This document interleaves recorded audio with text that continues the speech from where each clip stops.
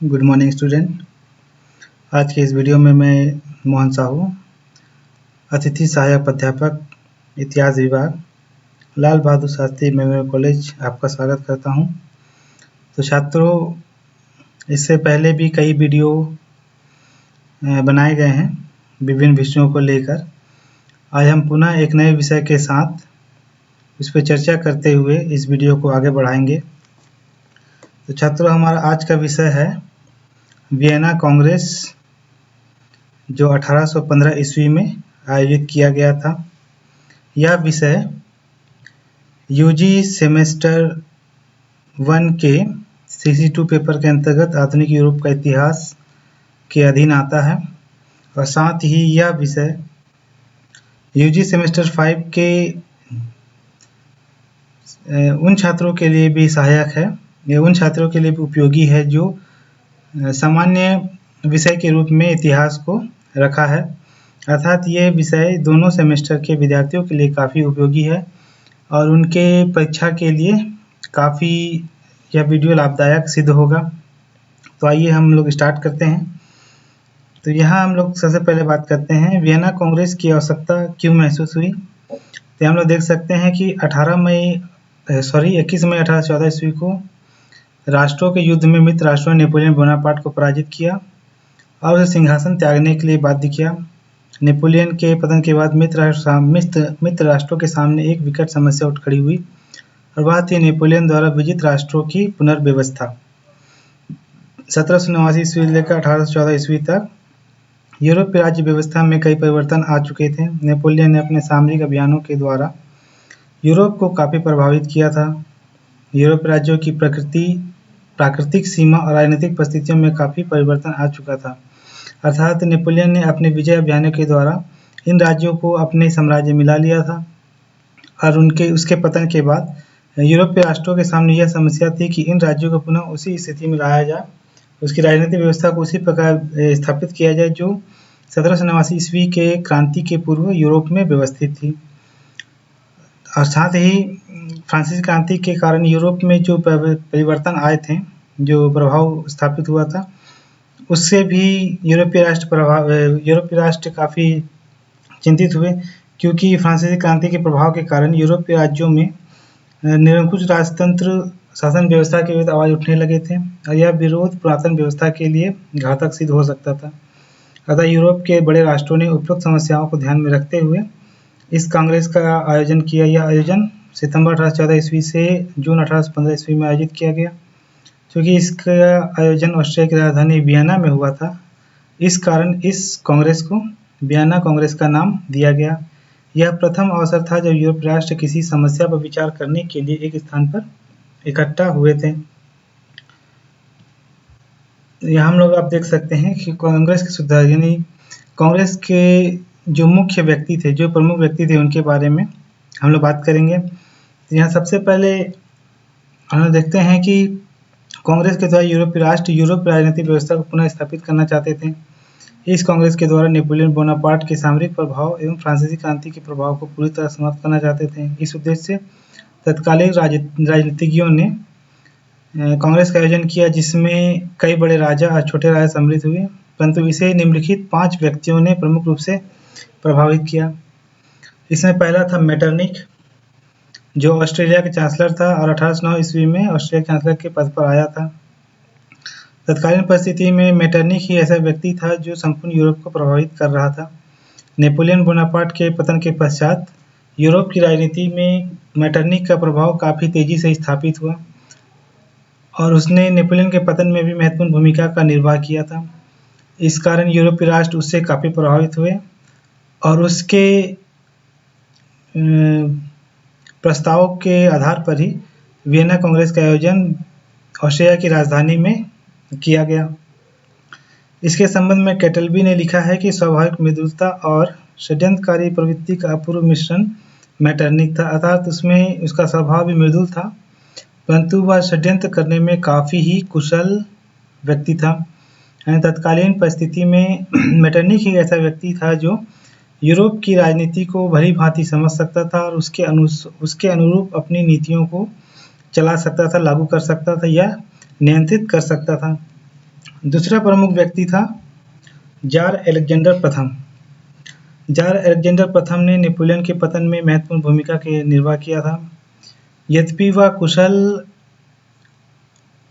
कूटनीतिज्ञ नहीं था, परंतु वह कुशल योद्धा था। इस कारण यूरोपीय राष्ट्रों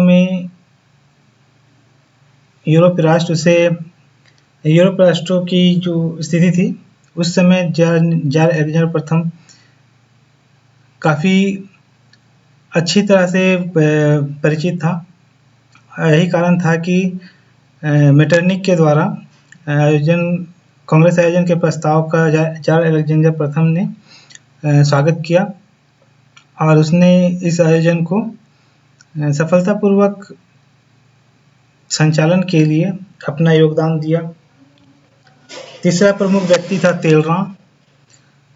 तेलरा प्रारंभ में नेपोलियन बोनापार्ट का समर्थक था और उसने नेपोलियन के शासनकाल में विदेश मंत्री का कार्य किया था, परंतु जल्द ही नेपोलियन के साथ उसका मतभेद उत्पन्न हो गया और नेपोलियन के पतन के बाद वह बुर्बोन वंश का कट्टर समर्थक बन गया और विदेश मंत्री के पद पर पुनः आसीन हुआ।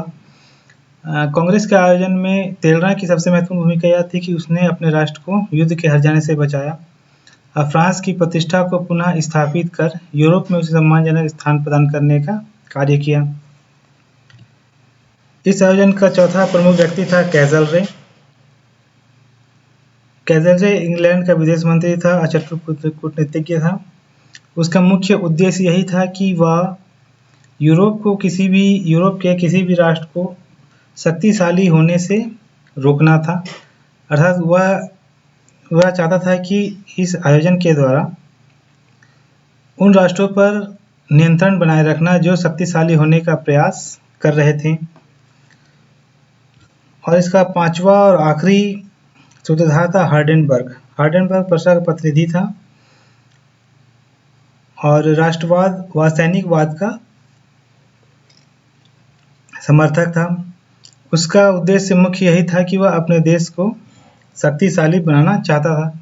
इस कारण उसने ऑस्ट्रिया के साथ मिलकर वियना कांग्रेस के आयोजन में अपना योगदान दिया। अब यहाँ हम लोग देखते हैं कांग्रेस की समस्याएं।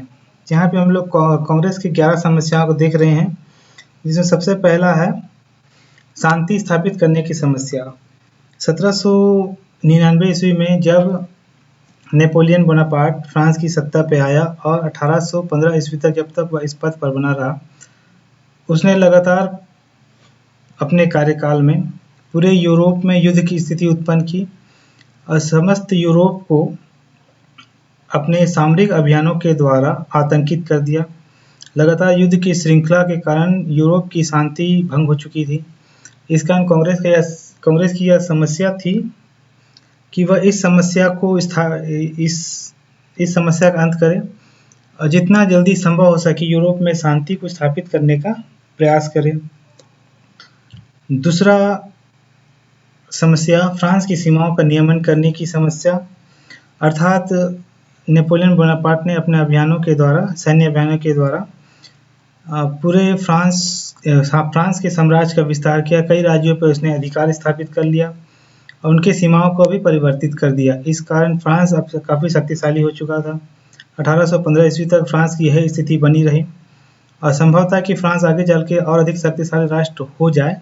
इस कारण कांग्रेस के प्रतिनिधियों ने फ्रांस की सीमाओं को नियमन करने का या उसे नियंत्रित करने का कार्य किया और यह प्रयास किया कि फ्रांस की सीमाओं को पुनः उसी स्थिति में लाया जाए जो वह 1789 ईस्वी के समय में था। तीसरी समस्या फ्रांस की सैनिक शक्ति में कमी करना। जैसा कि कहा गया, नेपोलियन के कारण फ्रांस की सैनिक शक्ति काफ़ी अधिक बढ़ चुकी थी और वह यूरोप के शक्तिशाली राष्ट्रों के रूप में स्थापित हो चुका था। अतः कांग्रेस के प्रतिनिधियों ने फ्रांस की सैनिक शक्ति में कमी लाने का प्रयास किया।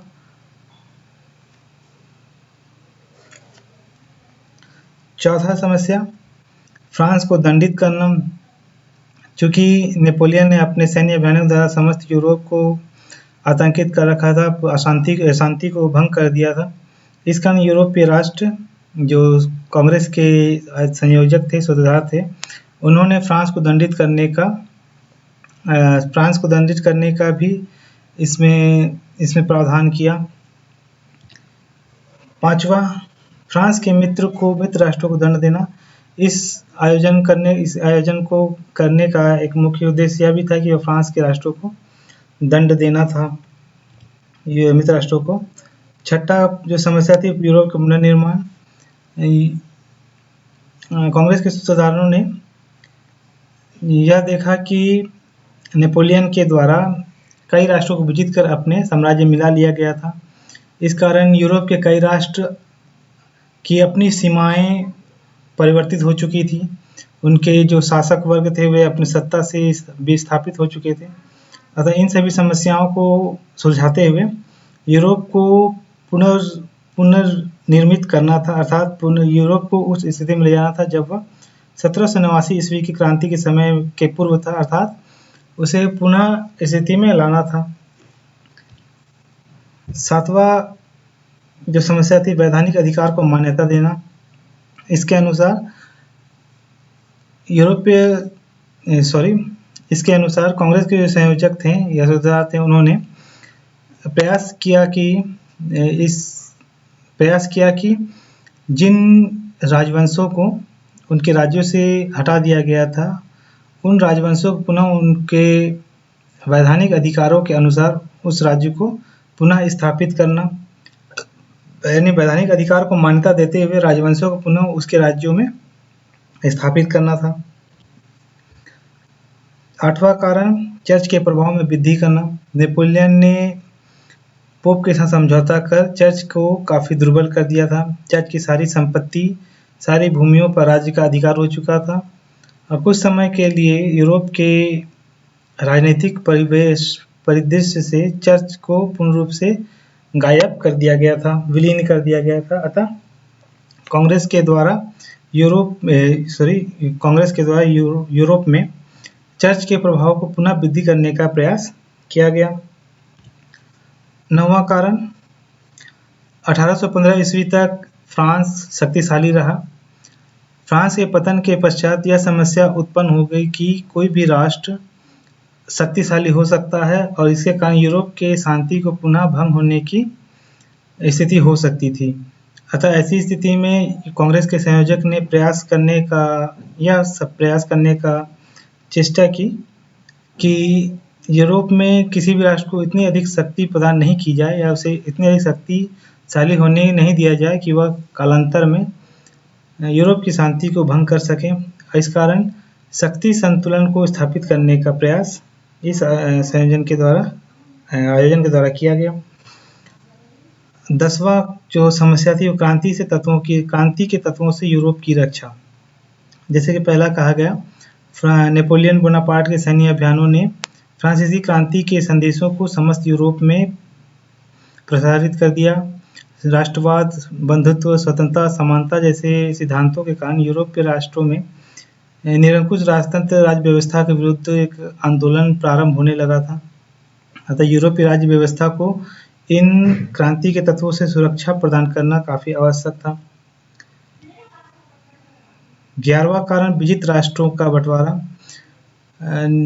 यूरोप के जो राष्ट्र थे, जो कांग्रेस के सुधार थे, उनकी समस्या एक और समस्या थी कि नेपोलियन द्वारा विजित राष्ट्रों को किस प्रकार से बंटवारा किया जाए, उन्हें आपस में किस तरह से एक दूसरे के साथ बिना मतभेद के एक दूसरे के साथ उसे विभाजित करने का कार्य किया जाए।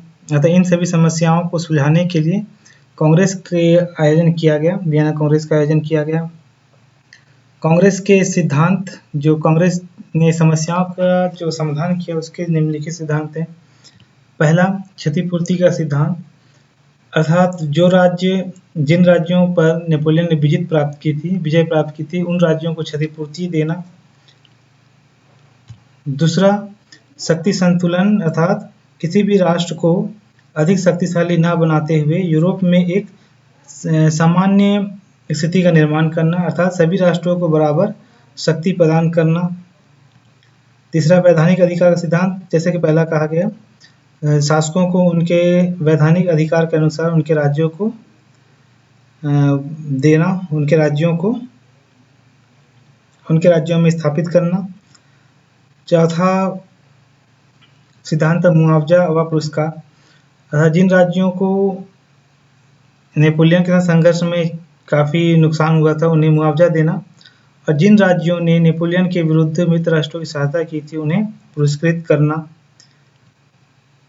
पांचवा सिद्धांत दंड, अर्थात जिन राज्यों ने नेपोलियन के साथ सहयोग किया था और यूरोपीय राष्ट्रों के विरुद्ध युद्ध किया था उन राज्यों को दंडित करने का प्रावधान सिद्धांत इस कांग्रेस के द्वारा स्थापित करने का प्रयास किया गया। जहाँ तक प्रणाली की बात है तो वियना कांग्रेस की कोई विशिष्ट प्रणाली नहीं थी। जैसा कि हेज ने लिखा है तो वियना कांग्रेस की कोई उचित कार्य प्रणाली न थी। कार्य करने का ढंग बड़ा अव्यवस्थित दोषपूर्ण था। ना तो प्रस्ताव की व्यवस्था थी, ना ही मतदान जैसी किसी व्यवस्था की स्थापना की गई थी। सीमाओं का निर्धारण एवं महत्वपूर्ण विषय पर निर्णय नाच, खेल को तमाशे देखते हुए लिए जाते थे। किसी देश या प्रदेश के विषय में निर्णय लेते समय वहाँ की जनता की ना तो राय ली जाती थी और ना ही उनके हितों को ध्यान में रखा जाता था। सभी राष्ट्र अपनी स्वार्थ की पूर्ति में संलग्न थे। यद्यपि फ्रांसीसी प्रतिनिधि ने निर्णय लेते समय अंतर्राष्ट्रीय कानून को आधार बनाने की बात कही, परंतु उसकी अवहेलना की गई। छोटे राष्ट्र अपने लाभ के लिए बड़े राष्ट्रों की चापलूसी करने में संलग्न थे। अर्थात वियना कांग्रेस की कोई विशिष्ट कार्य प्रणाली नहीं थी जिसके अनुसार समस्याओं का समाधान किया जा सके। जो सिद्धांत लागू किए गए उसके आधार पर कार्य किया गया, परंतु निर्णय लेने की जो पद्धति थी वो काफ़ी ही अव्यवस्थित थी और बिना किसी विशेष प्रक्रिया के विभिन्न समस्याओं के समाधान के निर्णय लिए जाने लगे। कांग्रेस के निर्णय, जिसमें सबसे पहला है नेपोलियन द्वारा फ्रांस के लिए जो निर्णय लिए गए उसके अनुसार नेपोलियन द्वारा विजित प्रदेश छीन लिए गए। फ्रांस की सीमा जो 1789 के अनुसार थी उसे निर्धारित किया गया। फ्रांस के चारों ओर शक्तिशाली राज्यों की स्थापना की गई जिससे कि फ्रांस पुनः शक्तिशाली न हो सके। इसके चारों ओर सार्डिनिया, पिटमॉन्ट, ऑस्ट्रिया आदि राज्यों को शक्तिशाली बनाया गया तथा फ्रांस में बुर्बो राजवंश को पुनः स्थापित किया गया। दूसरा इटली को नेपोलियन ने विजित कर एक संघ के रूप में परिवर्तित किया था और उससे वहाँ पर अपने कानून को लागू किया था, परंतु वियना कांग्रेस के द्वारा इटली के राज्यों को विखंडित कर दिया गया और उसके विभिन्न राज्यों को विभिन्न राजवंशों के अधीन सौंप दिया गया। जैसे नेपाल की राजगद्दी बुर्बो राजवंश के अधीन कर दिया गया। पोप के प्रदेश पोप को पुनः लौटा दिए गए। जेनवा, पिटमॉन्ट को सार्डिनिया को सौंप दिया गया। टस्कनी, मोडेना के क्षेत्र उनके पुराने शासक को लौटा दिए गए। परमा का क्षेत्र नेपोलियन की पत्नी मेरिया लुइसा को दे दिया गया। अर्थात जो इटली नेपोलियन के द्वारा एकीकृत किया गया था वह अब पुनः उसे विखंडित कर दिया गया। तीसरा, जर्मनी के संबंध में निर्णय लिया गया उसके अनुसार नेपोलियन ने जिस जर्मन संघ को गठित किया था उसे भंग कर दिया गया। उसके स्थान पर 38 राज्यों का नवीन जर्मन संघ का निर्माण किया गया तथा केंद्रीय सभा का गठन कर ऑस्ट्रिया को उसका अध्यक्ष बना दिया गया। प्रत्येक राज्य में एक प्रतिनिधि सभा का गठन किया गया, अर्थात प्रत्येक राज्य के प्रतिनिधि उस केंद्रीय सभा के अध्यक्ष हैं और उस पर ऑस्ट्रिया का प्रभाव बन गया। यानी जर्मनी अब एक प्रकार से ऑस्ट्रिया के अधीन आ गया। चौथा, प्रसा के संबंध में निर्णय लिया गया। उसके अनुसार प्रसा को राइन नदी का पश्चिमी भाग, सैक्सनी का 40% भाग, पोलैंड और पार्मेनिया का कुछ भाग प्रदान किया गया, इसलिए कि प्रसा ने नेपोलियन के पतन में एक महत्वपूर्ण भूमिका कार्य किया था। इस कारण से इसे इनाम के रूप में यह क्षेत्र दिया गया और इसके पश्चात यूरोप के प्रथम श्रेणी के राज्य में प्रसा शामिल हो गया। उसकी शक्ति में काफ़ी अधिक वृद्धि हुई। पांचवा, ब्रिटेन को सबसे अधिक लाभ इस कांग्रेस से हुआ। उसे कई सारे उपनिवेश प्राप्त हुए जिससे उसकी उपनिवेश शक्ति में काफ़ी वृद्धि हुई। जैसे फ्रांस से माल्टा, सेंट लुइसा, टोबैगो और मॉरिशस क्षेत्र लेकर ब्रिटेन को दिया गया। स्पेन से ट्रिनिडाड एवं होंडुरास को लेकर उसे सौंप दिया गया। इसी प्रकार Sri Lanka, Cape of Good Hope तथा गायना का प्रदेश भी इंग्लैंड को प्राप्त हुआ और इस कारण इंग्लैंड तत्कालीन परिस्थिति में सबसे अधिक शक्तिशाली औपनिवेशिक राज्य के रूप में शक्तिशाली राज्य के रूप में उदित हुआ। छठा राष्ट्र था ऑस्ट्रिया। ऑस्ट्रिया को बेल्जियम का प्रदेश प्राप्त हुआ। ऑस्ट्रिया से बेल्जियम का प्रदेश ले लिया गया।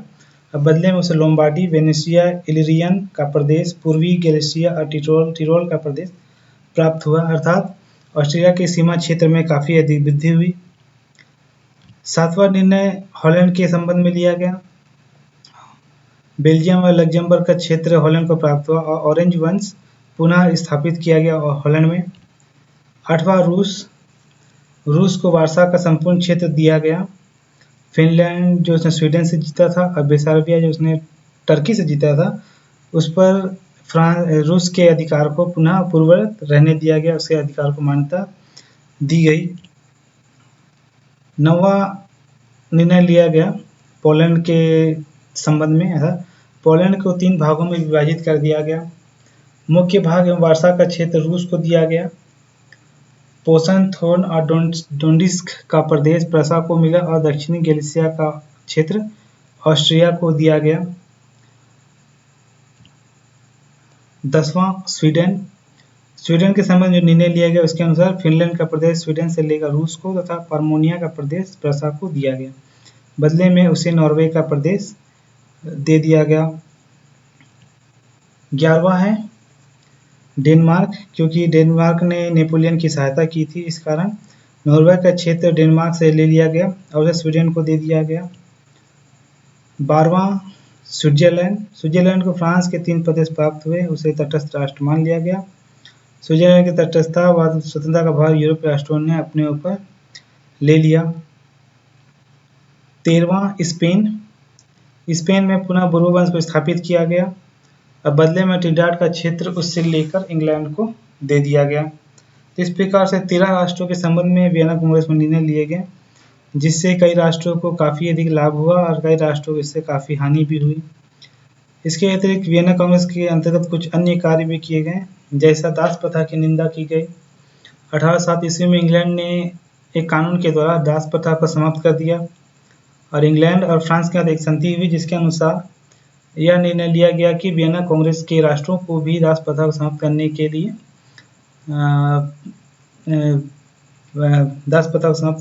लिए उन्हें उनसे अपील की जाएगी। वियना कांग्रेस में एक प्रस्ताव के द्वारा दास प्रथा को सभ्यता मानवाधिकार के विपरीत घोषित किया गया और इसे अनैतिक एवं अमानवीय माना गया। परंतु उल्लेखनीय है कि वियना कांग्रेस ने सिर्फ एक प्रस्ताव लाकर इससे संबंधित अपने कार्यों को समाप्त कर दिया गया। दास प्रथा को समाप्त करने के लिए विशेष रूप से कोई प्रयास नहीं किए गए। दूसरा, अंतर्राष्ट्रीय विधि। अंतर्राष्ट्रीय विधि में सभी राज्यों के पारस्परिक संबंधों पर लागू होने वाले नियमों और रीति रिवाजों को संकलन किया गया। अर्थात अंतर्राष्ट्रीय स्तर पर जो राज्य थे उनसे संबंधित मध्य जो निर्णय होने वाले थे, संधि होने वाले थे, उनसे संबंधित अंतर्राष्ट्रीय विधि से संबंधित नियमों और रीति रिवाजों को संकलित करने का कार्य किया गया। तीसरा, अंतर्राष्ट्रीय नदियों को सभी देशों के लिए खोल दिया गया। अंतर्राष्ट्रीय नदी अर्थात ऐसी नदियां जो 2 राष्ट्रों की सीमाओं पर थीं और प्रत्येक राष्ट्र उस पर अपने जहाज़ों को ले जाने के लिए स्वतंत्र था। अर्थात कोई भी राष्ट्र यह घोषित करता कि उसकी नदी जलपोत के आवागमन के लिए सुलभ है, तो वह नदी सभी राष्ट्रों के लिए खोल दी जाती थी और इसके बदले में एक चुंगी की व्यवस्था की गई थी, जिसकी दर पूर्ववत दर के अनुसार रखा गया था।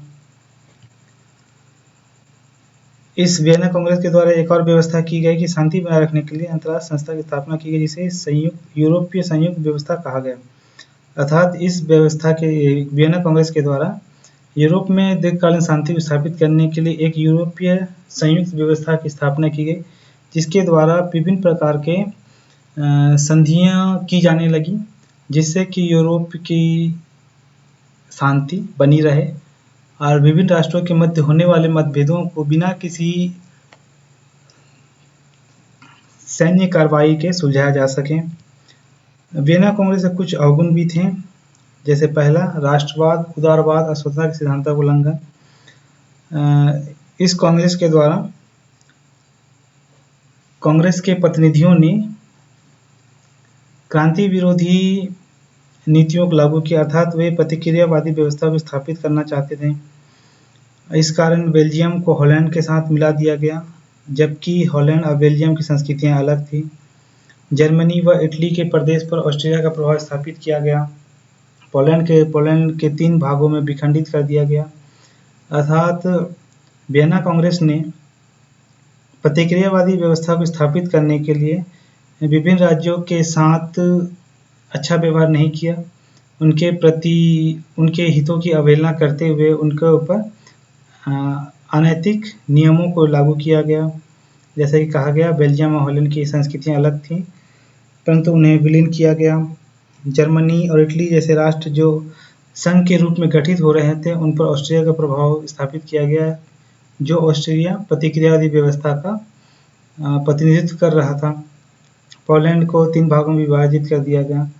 इस कारण हेज ने इसके संबंध में लिखा है कि वियना कांग्रेस कुलीनों का था, जिन्हें फ्रांसीसी क्रांति की राष्ट्रीयता व प्रजातंत्र के सिद्धांत में समझ नहीं थी, अर्थात वे तत्कालीन राष्ट्रीयता प्रजातंत्र के सिद्धांतों को समझने में असफल रहे और प्रतिक्रियावादी व्यवस्था के अनुसार चलते हुए यूरोपीय राष्ट्रों के हितों अहितों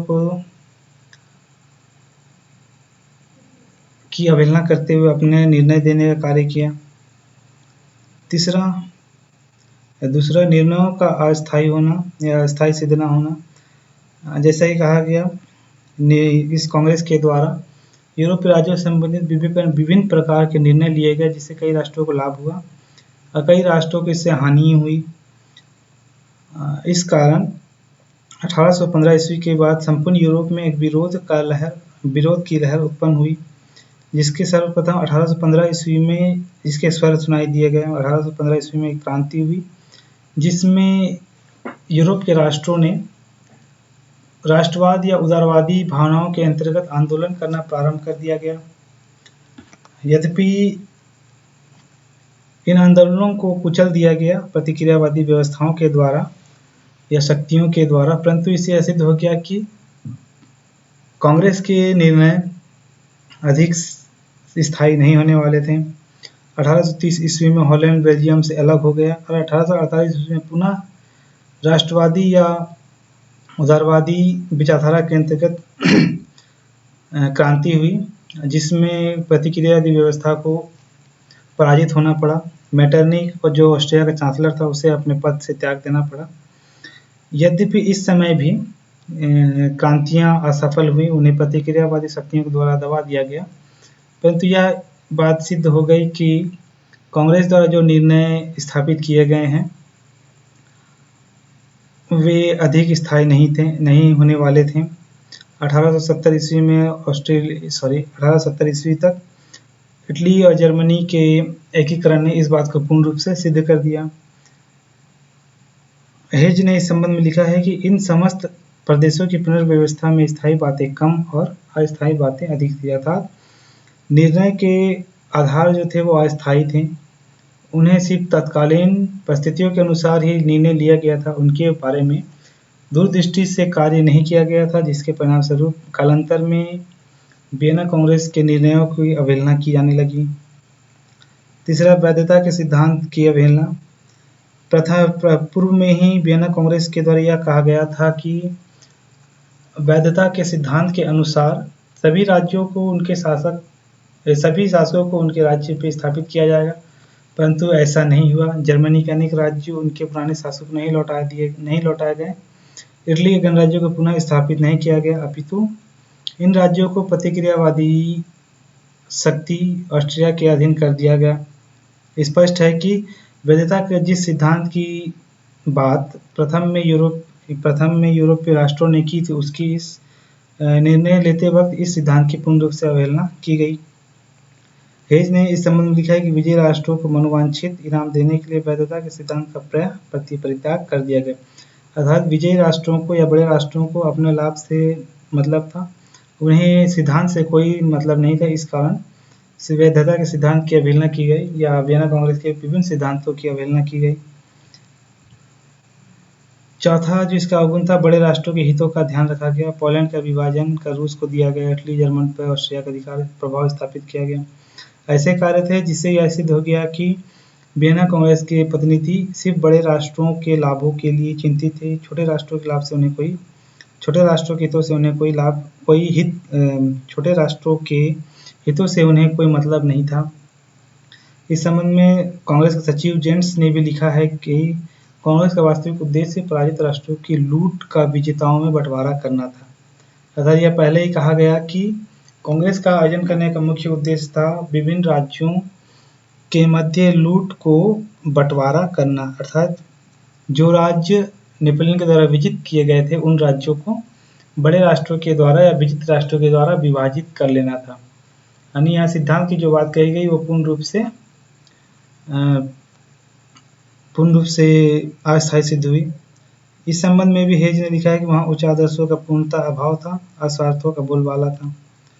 पांचवा, जनमत एवं क्रांतिकारी भावनाओं की अवहेलना की गई। जैसे कि पहले ही कहा गया, बेल्जियम खोलन का विलय, पोलैंड का विभाजन, इटली और जर्मन राज्य के छोटे राज्यों पर ऑस्ट्रिया के प्रभाव को स्थापित करना, ऐसे कार्य थे जिसने स्पष्ट कर दिया कि वियना कांग्रेस के प्रतिनिधि जनमत और क्रांतिकारी भावनाओं की अवहेलना कर रहे हैं। उन्हें इनसे कोई सरोकार नहीं है और वे सिर्फ अपने स्वार्थ के बारे में सोच रहे हैं।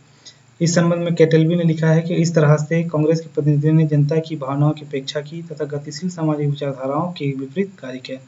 परिणामस्वरूप शताब्दी के अंत तक कांग्रेस के निर्णय पलट दिए गए। छोटे राज्यों की उपेक्षा।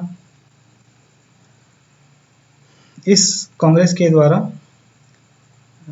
छोटे राज्य अर्थात ऐसे राज्य जो बड़े राष्ट्रों पर निर्भर करते थे उनके हितों की अवहेलना की गई, या जो राज्य नेपोलियन के द्वारा विजित किए गए थे उनके हितों की अवहेलना की गई। जैसे बड़े राष्ट्रों के हितों को प्रधानता देते हुए पोलैंड का विखंडन कर दिया गया, उसे 3 भागों में बांटकर रूस ऑस्ट्रिया के मध्य, प्रसा के मध्य बांट दिया गया। बेल्जियम का पोलैंड के साथ विलय, डेनमार्क नॉर्वे से अलग करना, ऐसे कई बातें हैं, ऐसे कई तथ्य हैं जिससे स्पष्ट होता है कि वियना कांग्रेस के द्वारा छोटे राज्यों के हितों की पूर्ण रूप से अपेक्षा की गई। परंतु यहाँ पर हम वियना कांग्रेस के कुछ गुण भी देखते हैं। जैसा कि पहला, वियना कांग्रेस ने 40 वर्षों की शांति की स्थापना की। 1815 ईस्वी के बाद 1855 ईस्वी तक यूरोप में किसी प्रकार का बड़ा युद्ध नहीं हुआ।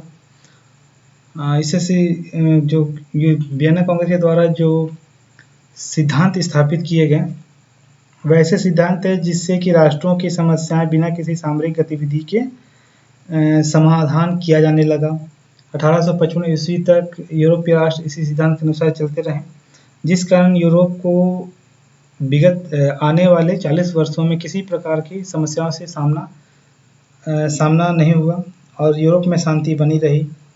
कैसलरे ने लिखा है कि कांग्रेस के प्रतिनिधि शत्रु संपत्ति का बंटवारा करने के लिए एकत्र नहीं हुए, बल्कि ऐसी व्यवस्था करने के लिए एकत्र हुए जिससे भविष्य में यूरोप में शांति बनी रह सके।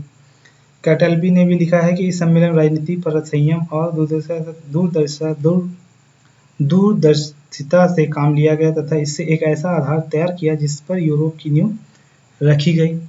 ग्रांट और टेम्परले ने भी इसका समर्थन करते हुए लिखा है कि इस व्यवस्था ने यूरोप को 40 वर्षों तक शांति प्रदान किया। इसकी जो दूसरी गुण थे, आपसी सहयोग की भावना।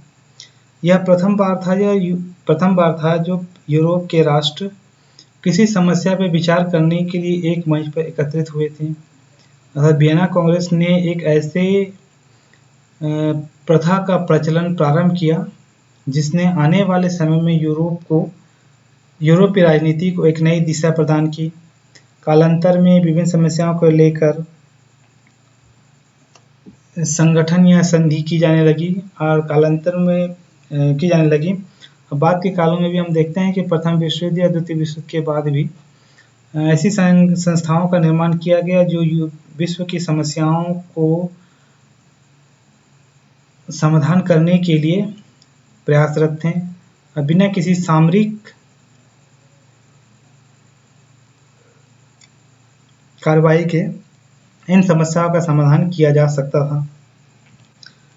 तीसरी जो विशेषता थी 1919 की पेरिस की संधि से तुलना की गई।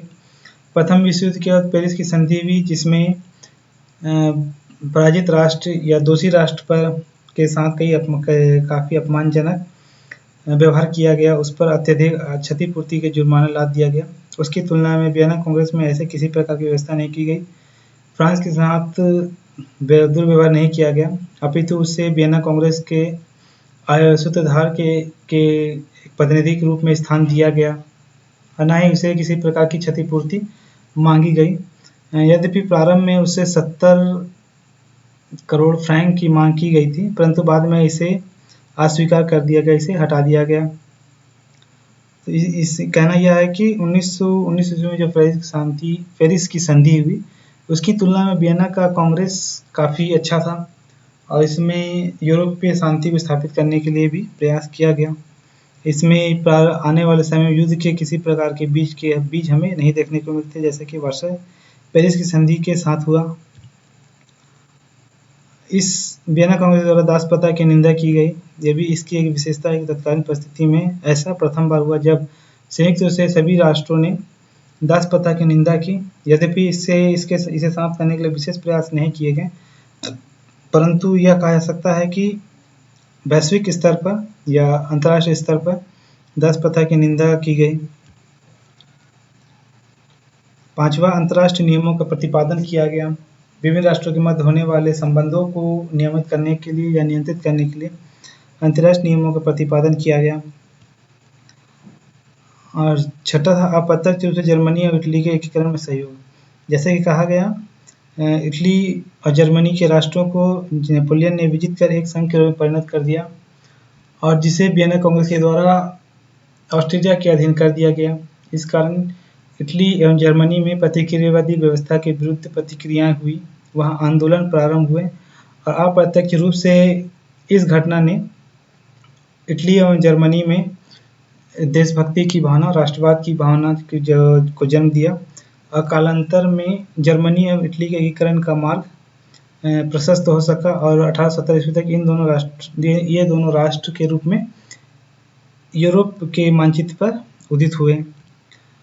जहाँ तक समीक्षा की बात है तो इतिहासकार मोवेत के अनुसार वियना कांग्रेस पे बहुत अच्छे समझौता नहीं था, क्योंकि कुछ ही वर्षों में इसकी धज्जियां उड़ा दी गई। 1831 में हॉलैंड से बेल्जियम की स्वतंत्रता, 1870 ईस्वी तक इटली और जर्मनी जैसे राष्ट्रों का उदय आदि इसका ज्वलंत उदाहरण थी। फिर भी इसका मूल उद्देश्य यूरोप में वास्तविक स्थायी शक्ति संतुलन की व्यवस्था को बनाए रखना था। इस बार 50 वर्षों से अधिक समय तक पूरा होता रहा। 1871 ईस्वी में जर्मनी द्वारा अल्सस-लॉरेन के क्षेत्र पर अधिकार करने के साथ ही यह उपयुक्त उद्देश्य असफल हो जाता है। वियना कांग्रेस एक ऐसा कृत्य था जिसमें राजवंशों के पुनः स्थापना और वैधानिक प्रतिष्ठा निहित थी। एक बात ध्यान देने योग्य है कि वियना कांग्रेस के द्वारा राजवंशों की पुनः स्थापना की गई, परंतु प्राचीन सामंतशाही व्यवस्था को पुनः स्थापित नहीं किया गया। अर्थात पुराने राजवंशों को तो स्थापित किया गया, परंतु प्राचीन जो व्यवस्थाएं थी उसे वियना कांग्रेस के द्वारा स्थापित नहीं किया गया। क्रांति के बाद स्थापित होने वाले यूरोप के नए स्वरूप को स्वीकार कर लिया गया। मैरियट ने भी लिखा है कि यद्यपि कांग्रेस के कार्य प्रतिक्रियावादी थे, परंतु इससे एक पुराने युग की समाप्ति और एक नए युग का प्रारंभ भी होता है। यहीं से एक नए युग की शुरुआत समझी जा सकती है तथा यूरोपीय राज्य प्रणाली के विकास में इसे मील का पत्थर समझा जाता है। अर्थात कहने का अर्थ यही है कि वियना कांग्रेस ने जहाँ एक और पुराने राजवंशों को स्थापित किया, यूरोप में प्रतिक्रियावादी व्यवस्था को स्थापित करने का कार्य किया, परंतु वहीं दूसरी ओर उसने अप्रत्यक्ष या प्रत्यक्ष रूप से यूरोप को नए स्वरूप में ढालने का कार्य किया। जहाँ एक ओर जर्मनी और इटली जैसे राज्यों का एकीकरण हुआ, वहीं दूसरी ओर नई व्यवस्थाएं भी इसके पश्चात यूरोप में स्थापित होने लगी और वियना कांग्रेस ने यूरोप को एक नए युग में प्रवेश करा दिया। तो छात्रों, ये हमारा था वियना कांग्रेस, जिसकी हमने यहाँ पे चर्चा की। इसके विभिन्न सिद्धांतों, विभिन्न राष्ट्रों के जो प्रतिनिधि थे उनके कार्यों, वियना कांग्रेस के निर्णयों आदि को देखा, उसके गुणों और अवगुणों की चर्चा की और समीक्षा भी की, जिसके अनुसार यह बात सिद्ध होती है कि वियना कांग्रेस एक पुराने युग से यूरोप को नए युग में लाने का कार्य किया। तो छात्रों, इससे संबंधित कई प्रकार के प्रश्न भी परीक्षाओं में पूछे जाते हैं, जैसे कि वियना कांग्रेस के सूत्रधार के बारे में आप क्या जानते हैं, या वियना कांग्रेस के सिद्धांतों के बारे में आप क्या जानते हैं, या फिर वियना कांग्रेस के द्वारा लिए गए निर्णयों की समीक्षा करें। तो इस प्रकार के विभिन्न प्रश्न पूछे जा सकते हैं लघु प्रश्नोत्तरी के रूप में या दीर्घ प्रश्नोत्तरी के रूप में। तो इन सभी प्रश्नों को ध्यान में रखते हुए इस वीडियो को बनाने का प्रयास किया गया है। उम्मीद है कि आपको यह वीडियो अवश्य पसंद आएगा और इससे आपको आने वाली परीक्षाओं में काफ़ी लाभ प्राप्त होगा। इसी आशा के साथ इस वीडियो को समाप्त करता हूँ। धन्यवाद।